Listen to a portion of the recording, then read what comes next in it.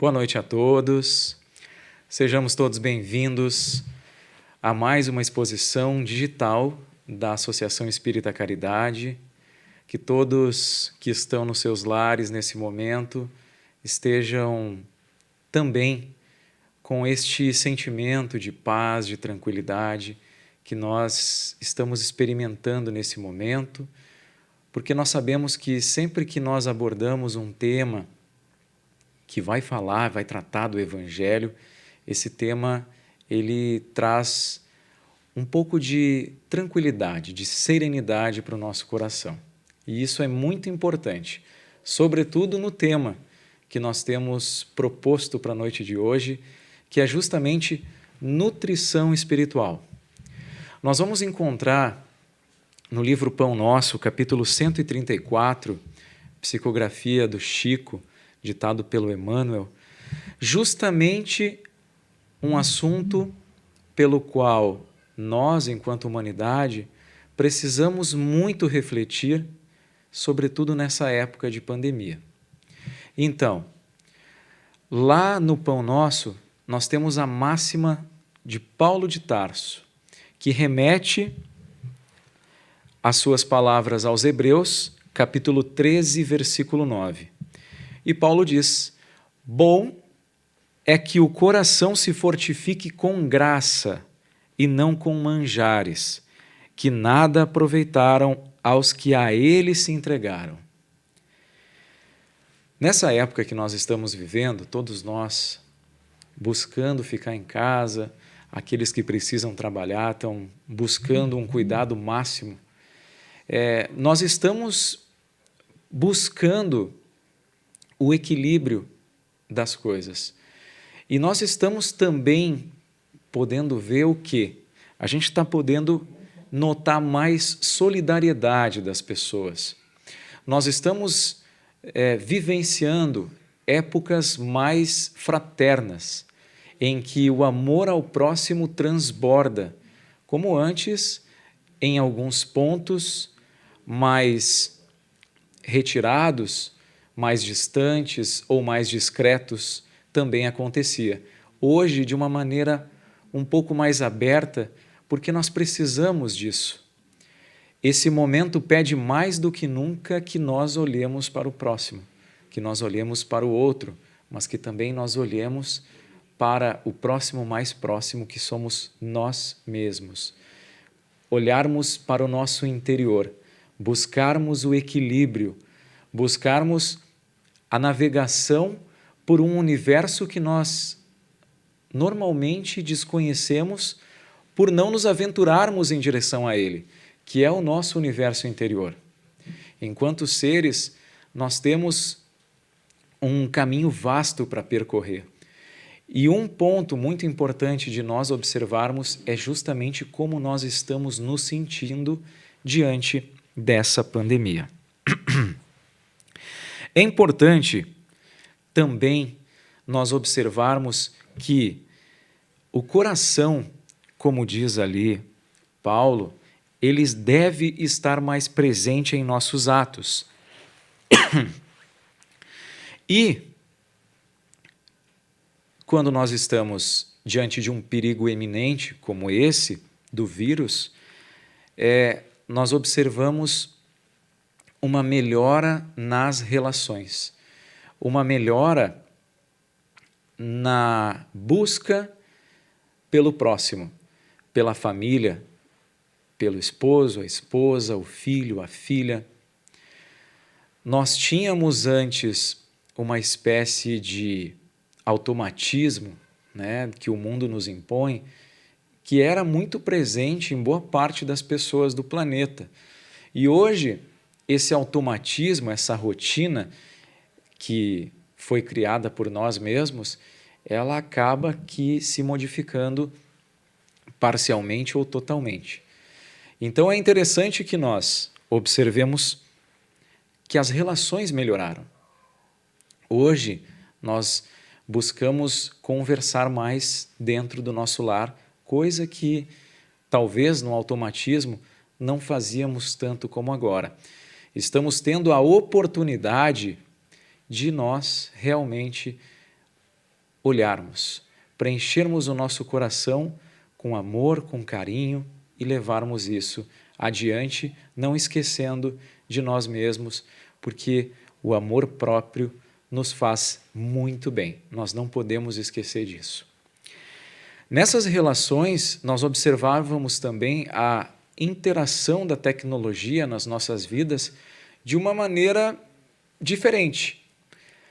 Nós estávamos em casa, conversando com as pessoas que não estavam na nossa casa, as pessoas que estavam distante, deixando de conversar com aquelas que estavam próximas, por vezes, em algumas situações.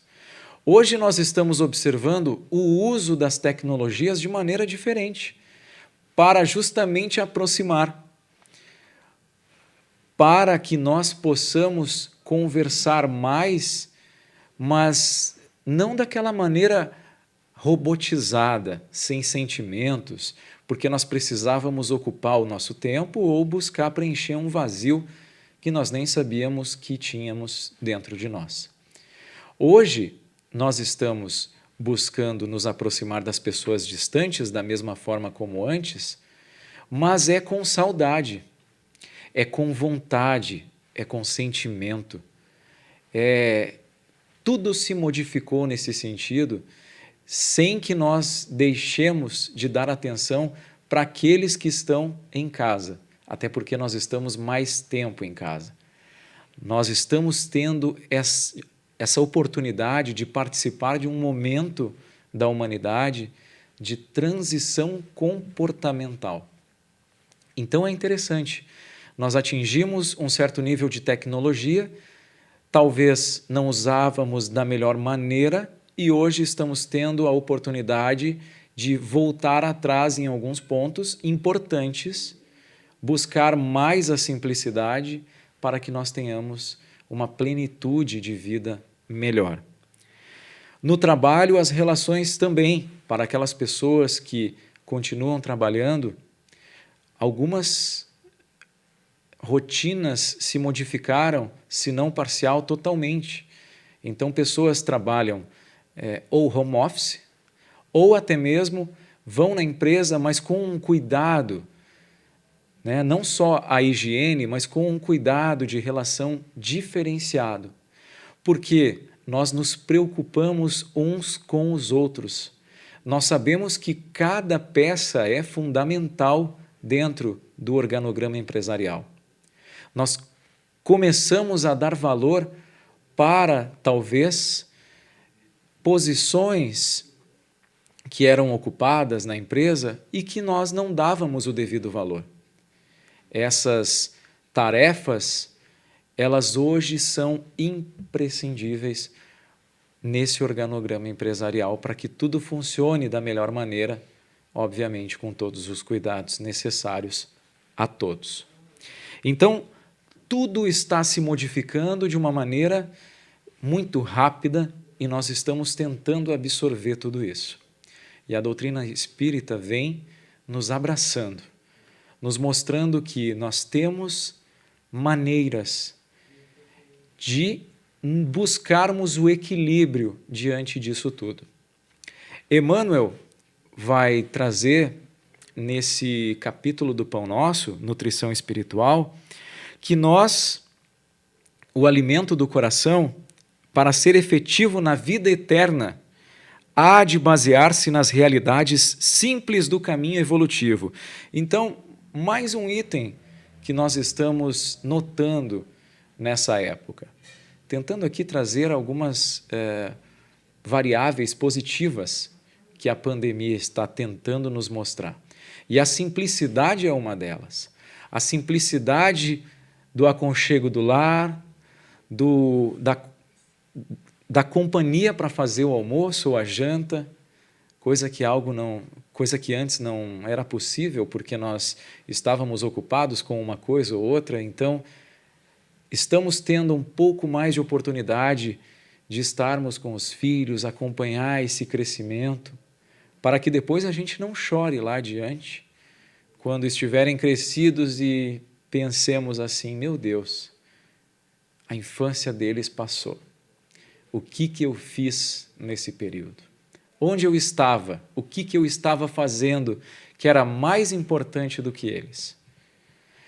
Tudo isso começa a se tornar prioridade na nossa caixinha de atitudes diárias.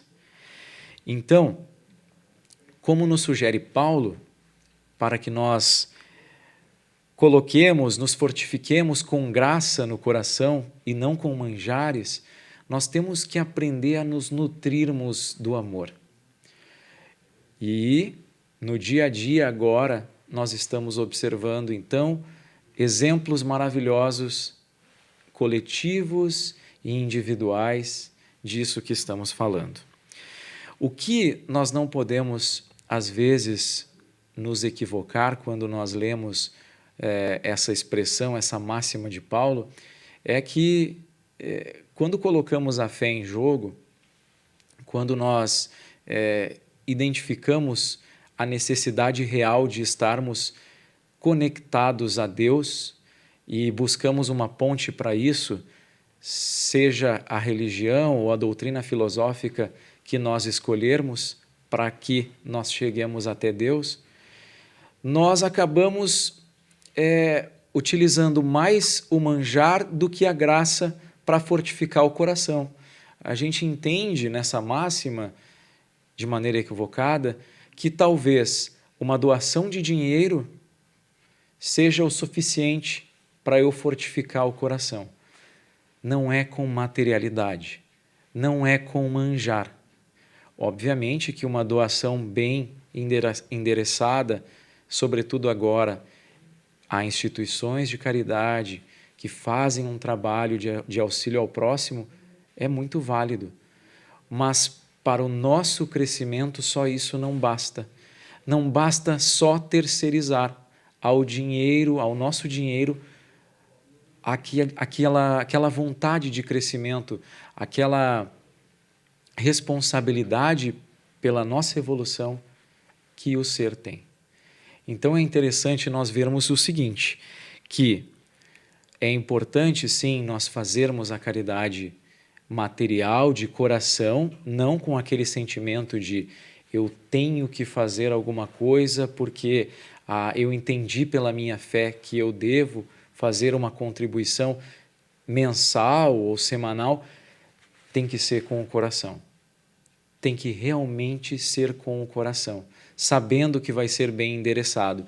E não apenas achar que aquilo é o suficiente.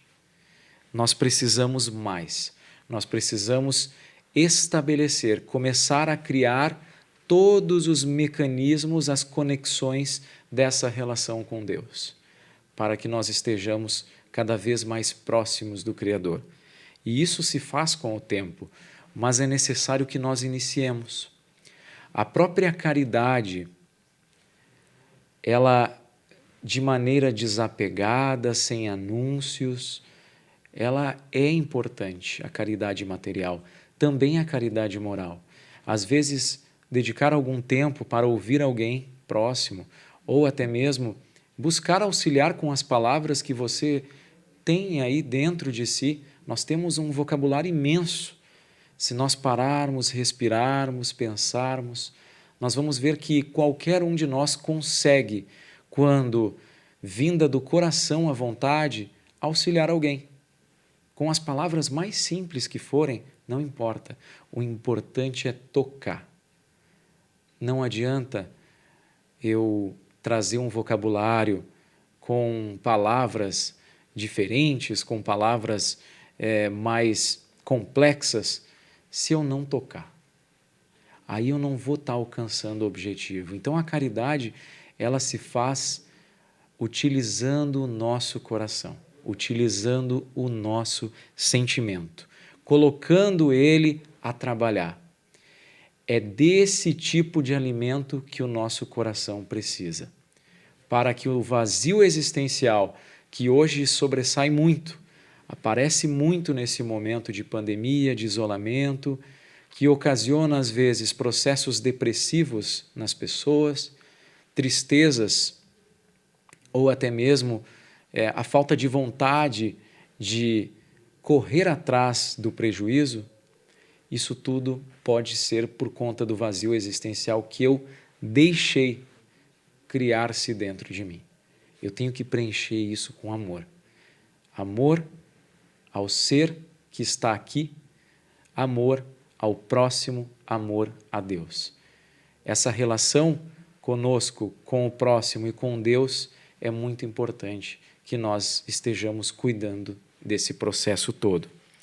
Emmanuel ainda acrescenta, dizendo que é imprescindível estejamos fortificados com valores iluminativos, sem atender aos deslumbramentos da fantasia que procede do exterior.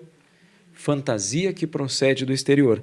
E justamente na estrada religiosa é que semelhante esforço exige mais amplo aprimoramento. Olha só que interessante. Emmanuel nos faz refletir sobre a nossa conduta religiosa, o nosso relacionamento religioso. E aí nós estamos incluindo tudo. A doutrina filosófica a que seguimos, que gostamos, que acreditamos, que temos fé, a estrutura física que nós frequentamos e a forma como eu interajo com tudo isso. Nós precisamos, segundo Emmanuel, cuidar as fantasias desses processos exteriores, procede do exterior, e atentar mais a essa estrada religiosa tão importante que todos nós devemos seguir. Porque uma coisa é certa, quando nós buscamos a Deus, seja pela ponte que nós escolhermos, seja qual for ela, uma força contrária aparece. Não tenhamos dúvida disso. E aí nós poderíamos incluir o assunto de obsessão, que é vastíssimo, e que nós podemos encontrar na doutrina espírita de maneira bastante completa. Essa é só um exemplo de forças contrárias. De tantos outros, a materialidade em si, ela é uma força contrária sem que nós percebamos do nosso avanço moral. Porque nós acabamos nos excedendo demais servindo a Mamon. Nós, ao não buscarmos o equilíbrio, não termos esse cuidado, e é natural, a gente às vezes precisa realmente levar aquele aviso da vida, né? Opa, o que você está fazendo? E às vezes a dor chega para que nós voltemos a reconfigurar o nosso caminho. E aí, continuemos a trilhar novamente. Mas essas forças contrárias aparecem e nós devemos estar preparados para isso. E é com o tempo, é justamente com os nossos esforços, com aquilo que nós vamos aprendendo, que essas forças contrárias acabam nos incomodando cada vez menos, nos atrapalhando cada vez menos. E nós não devemos sentir um sentimento ruim em relação a isso. É natural. É como se fossem obstáculos para aquele desportista que faz atletismo, que faz atletismo com certos obstáculos na frente e precisa passar por eles. Aqueles obstáculos fazem parte da corrida, do percurso. São importantes de estarem ali, nos testam, são provas. Nós não devemos olhar com maus olhos, e sim focar todas as nossas forças em ultrapassá-los, em buscar passar por isso. Também, quando nós olhamos demais para a materialidade, para o exterior, acabamos deixando de observar o interior, tão importante quanto. Como dissemos no início, um universo. E aí? Quando nós não olhamos para dentro de nós, que é, de certa forma, o que pode nos proporcionar a maioria dos problemas que nós temos aqui no exterior, acabamos sem saber onde é a causa. Acabamos não observando a melhor maneira de reagir às problemáticas que nos aparecem. E aí fica um tempo da nossa vida em que nós patinamos. Mas nunca perdendo a fé, porque em algum momento a gente volta a trilhar. Não tenhamos dúvida disso. Então é importante nós fazermos um autoexame. Aqui Emmanuel diz: justamente na estrada religiosa é que semelhante esforço exige mais amplo aprimoramento. Qual esforço? O esforço de nós fortificarmos os valores iluminativos, sem atender aos deslumbramentos da fantasia exterior. Então isso se faz necessário para que nós possamos fazer um autoexame. Na casa espírita, por exemplo, quanto tempo, obviamente hoje nós não estamos podendo frequentar os trabalhos que estão à distância, sobretudo as palestras digitais são os trabalhos que permanecem, mas quando nós retornarmos às atividades em um futuro, nós temos que buscar reavaliar. Ou será que antes nós já fazíamos isso? Como é que está a nossa conduta, o que nós estamos fazendo em relação ao nosso crescimento enquanto espírito? Será que nós sabemos que quando nós entramos em uma casa espírita, essa casa é de Jesus? Será que nós lembramos de Jesus?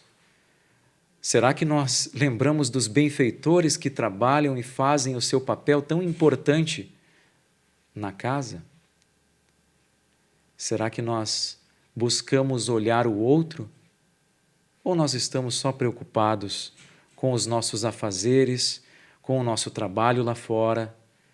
Ou a nossa conduta, ela se torna a mesma que nós temos no trabalho, com a família, que nós colocamos dentro da instituição, sem buscar a espiritualidade? Vejamos, casa espírita, né? Só ao lembrarmos do nome, nós já deveríamos lembrar de toda a estrutura que as instituições nos oferecem. Tudo o que nós podemos ter de troca desde que nós entramos, cada sorriso que nós podemos enviar, obviamente, partindo do coração, com sinceridade, e talvez transformar o dia de alguém que não tenha sido bom. O objetivo de uma casa de Jesus é que nós auxiliemos o outro, que nós auxiliemos a nós mesmos. Então nós não devemos buscar o excesso das coisas que nós fazemos lá fora, trazendo aqui para dentro. Trazendo para dentro de uma instituição onde o ar que nós deveríamos respirar deveria ser muito mais fraterno, amoroso, buscando realmente essa paz que lá fora é mais difícil de encontrar. É importante refletir sobre isso. Há quanto tempo, há quantos trabalhos doutrinários eu participo e eu não lembro de Jesus? Estou no automático também na casa espírita? Estou querendo passar um tempo ali só para resolver alguma questão minha, sem buscar a melhora da causa que me trouxe até aqui? Tudo isso é importante. Não esquecermos de Jesus. Ele também deve estar dentro do nosso coração. Vamos então, acabando essa sequência de pensamentos que talvez sejam negativos no dia, nós vamos dando acesso a sentimentos destruidores, sentimentos que não nos fazem crescer, nos trazem dor e que normalmente são de natureza interna. Vejamos, quando nós não estamos bem, quando nós proporcionamos uma situação desconfortável a outrem, normalmente são os nossos sentimentos que estão numa espécie de rebuliço interno e, ao não darmos importância suficiente no tratamento dessas emoções descompassantes, nós acabamos toda hora, toda oportunidade, de qualquer maneira, soltando isso para fora, proporcionando às pessoas situações desagradáveis onde quer que nós estejamos. Emmanuel nos alerta na nossa conduta religiosa para nós cuidarmos isso também, porque aqui, mais do que em outro lugar, nós esperamos encontrar aquele ambiente leve, amoroso, que também depende de nós. E ainda sobre isso, às vezes nós acompanhamos companheiros de ideal com certo desânimo em relação ao seu trabalho na vinha do Mestre Jesus. Às vezes até culpando a instituição a qual pertencem ou lá colaboram com os seus trabalhos e também, mais do que isso, usufruem das energias positivas que a instituição lhe pode proporcionar. E, colocando a culpa no CNPJ, nós esquecemos de olhar para o lugar certo, que é o CPF. O CPF, principalmente no seu âmago, é que traz venenos desagradáveis para uma relação com pessoas, e isso pode contaminar, e nós estamos mais do que nunca agora falando em contaminação, contaminar todo um ambiente, proporcionando situações de discórdia, situações de cólera, situações de disse-me-disse, né? São várias situações que não seriam as corretas, e aí depois nós vamos acabar colocando a culpa no CNPJ.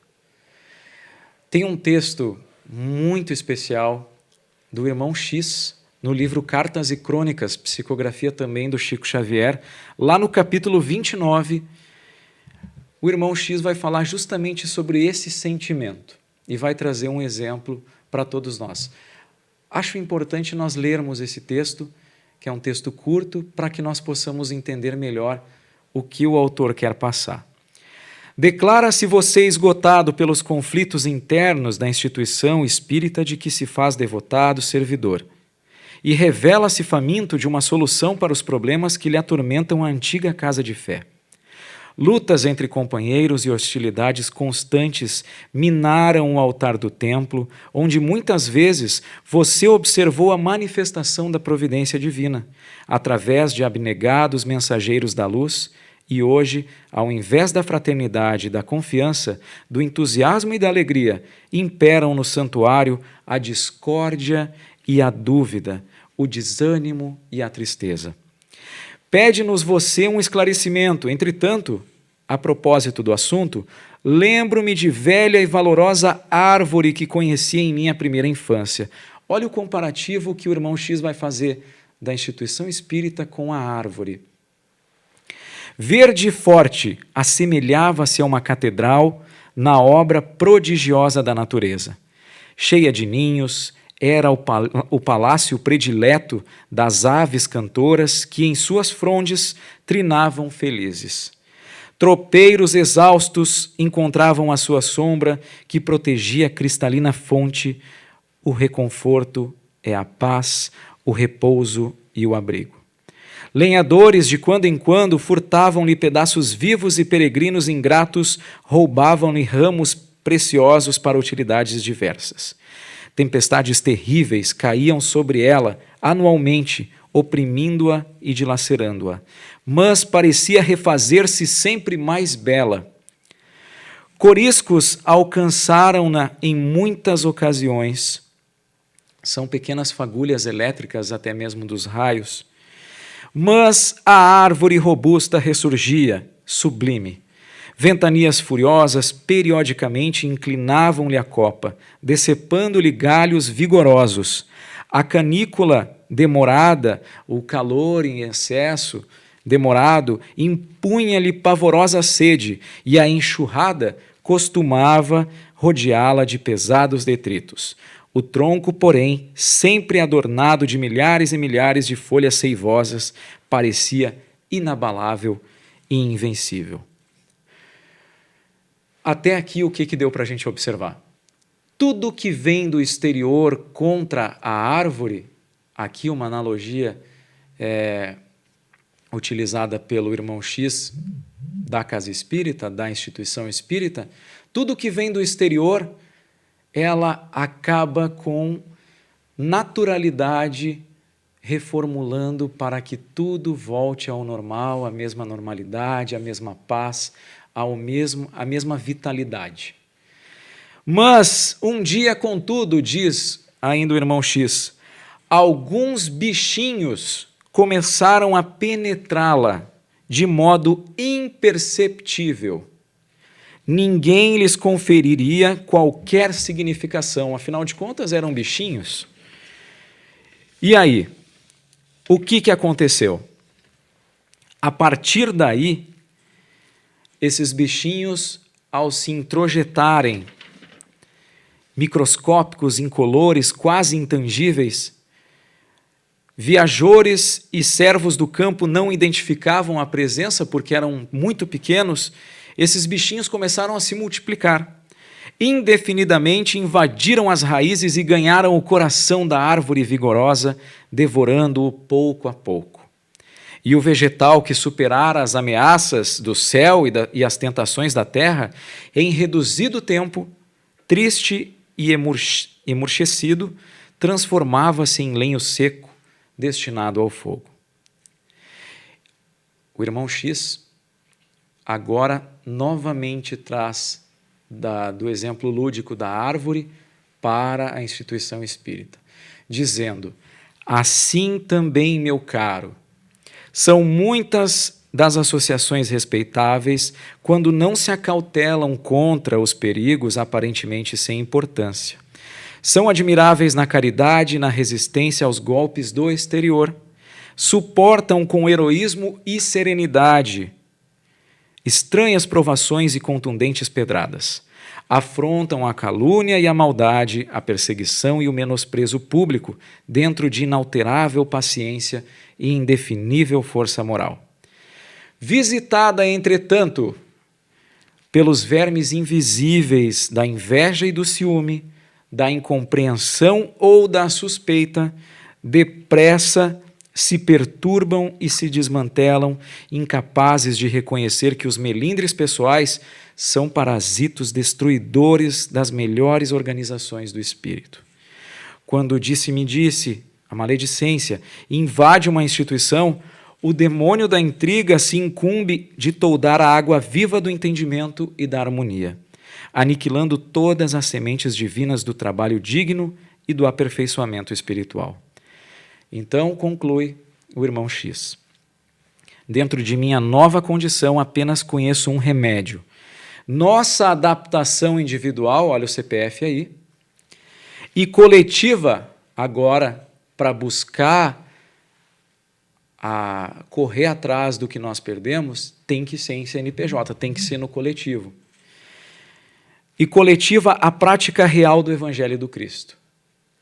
Dentro de mim, contra os corrosivos bichinhos do egoísmo degradante, usemos os antissépticos da Boa Nova.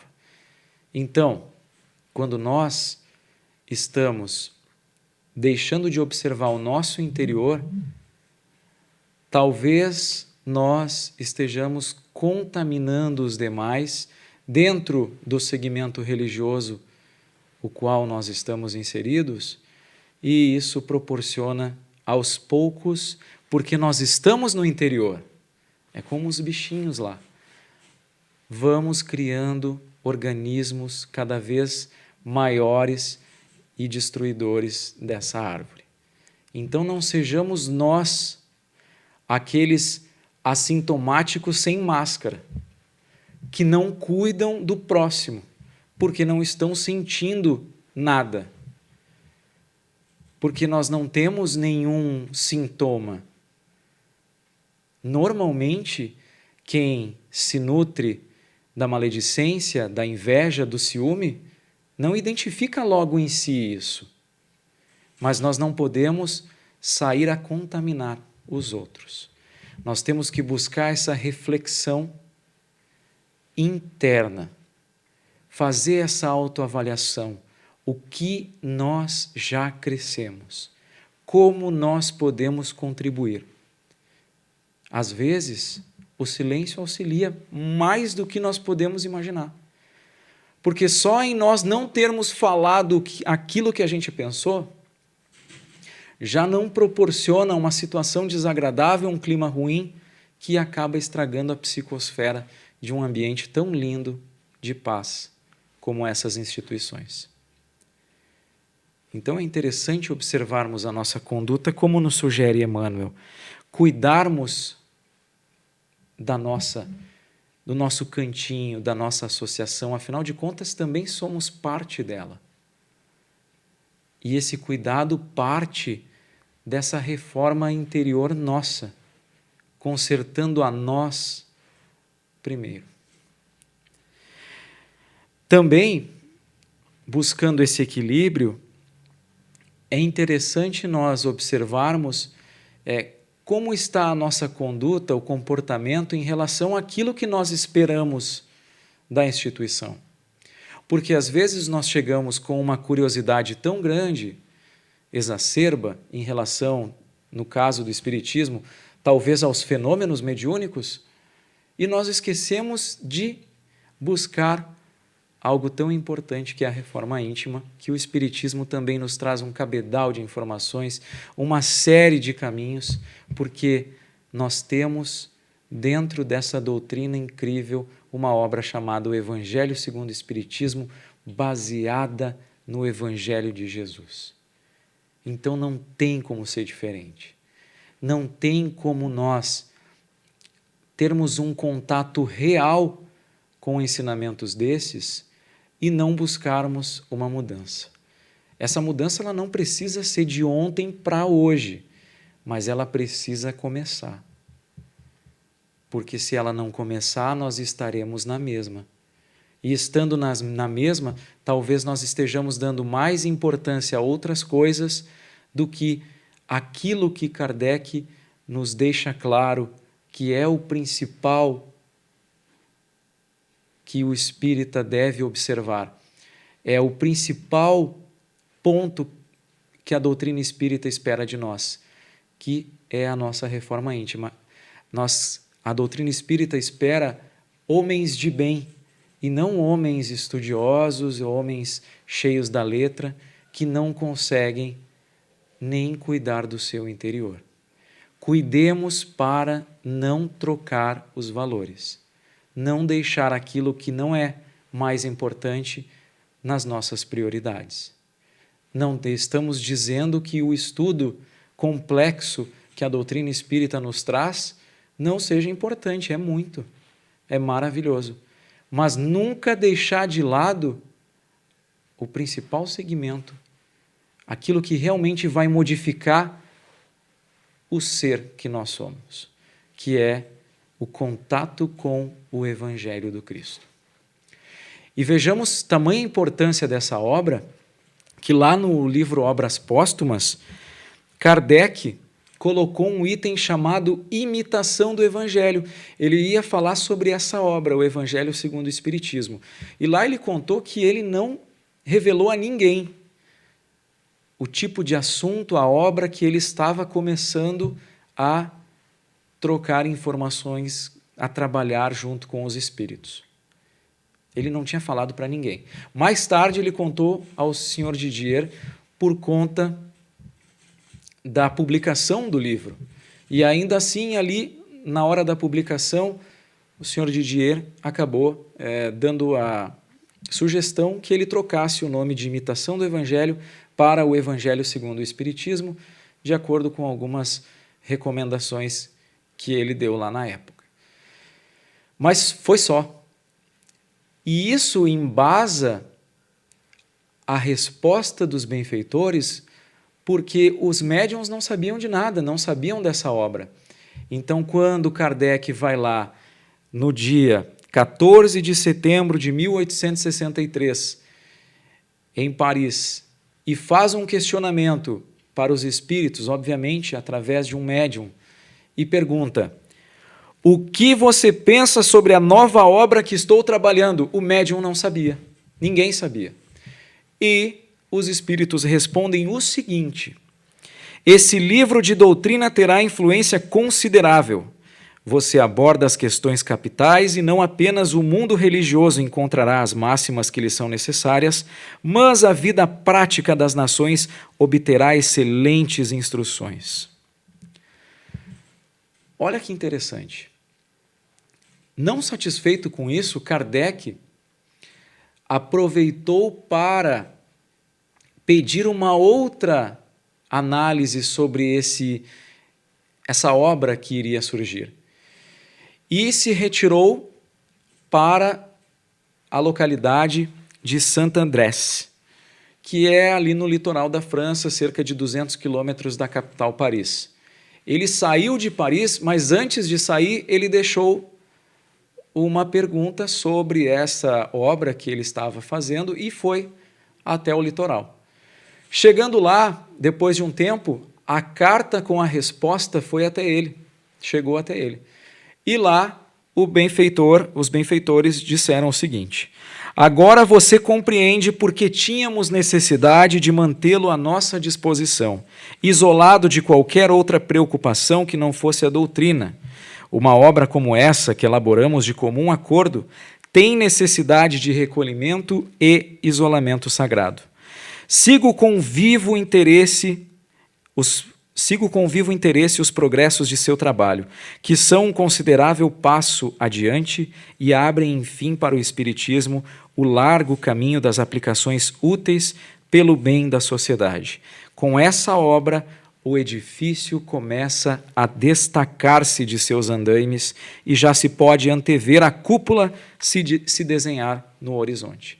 Tamanha a importância da obra. Por isso, nós não devemos ter nenhuma vergonha de dizer: eu estou lá num grupo que estuda o Evangelho. E talvez o jargão seja tão utilizado nas instituições: estuda o Evangelho, estuda o Evangelho, estuda o Evangelho, estuda o Evangelho.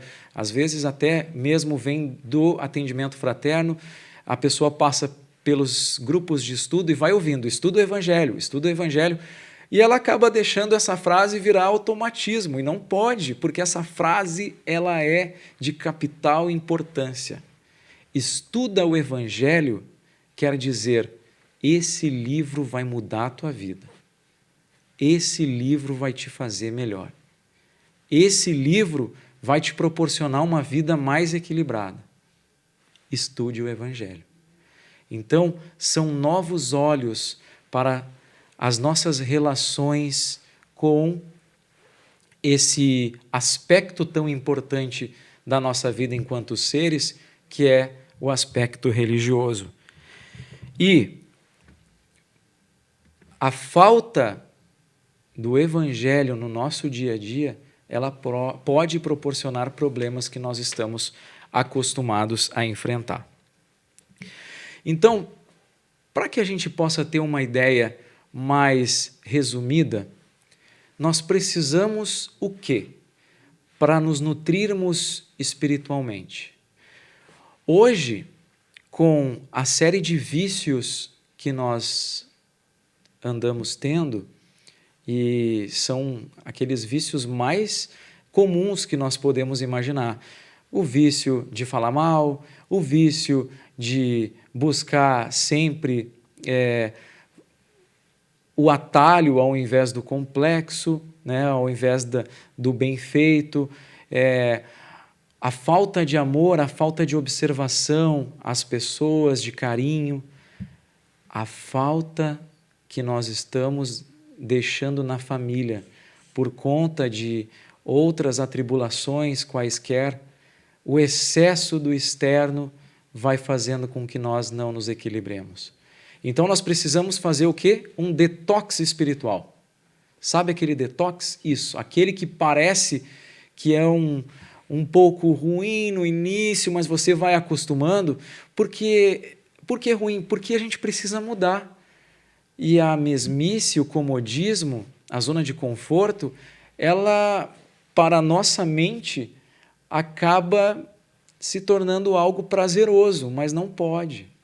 Precisamos fazer esse detox nos nossos pensamentos, começar, quem sabe, a não utilizar mais, a não ouvir mais músicas que levam à vulgaridade, filmes que são violentos, leituras que falam sobre materialidade acima de qualquer coisa, e nós acabamos esquecendo do ser tão importante. Outra coisa que nós precisamos fazer um detox, principalmente agora, notícias desastrosas.